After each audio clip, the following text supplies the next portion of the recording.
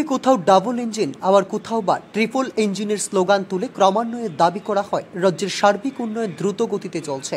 আর এই উন্নয়নে যোগাযোগ ব্যবস্থার স্থান সবার উপরে, এমনটা দাবি আমরা করছি না, এই দাবি করছেন শাসক শিবির। তবে কিছু কিছু জায়গায় সাধারণ মানুষ মুখে না বললেও বিভিন্ন প্রকারের কাজকর্ম বা আচরণের মধ্য দিয়ে সরকারের এই ট্রিপল ইঞ্জিনের উন্নয়নের বেলুন ফুটো করে দিচ্ছেন। এরকমই এক ছবি উত্তর ত্রিপুরার লংতরাই ফেরির জারুল ছড়াতে।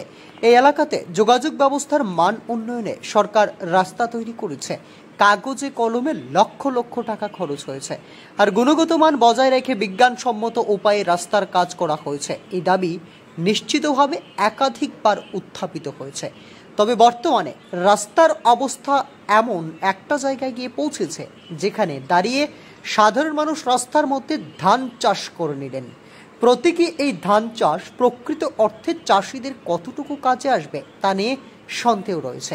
তবে এই ধান চাষ আর যাই হোক না কেন, প্রকৃত অর্থে ট্রিপল ইঞ্জিনের কথিত উন্নয়নের বেলুনকে বেশ বড়সড় করে ছিদ্র করে যে দিল, এটা কিন্তু অস্বীকার করার উপায় নেই।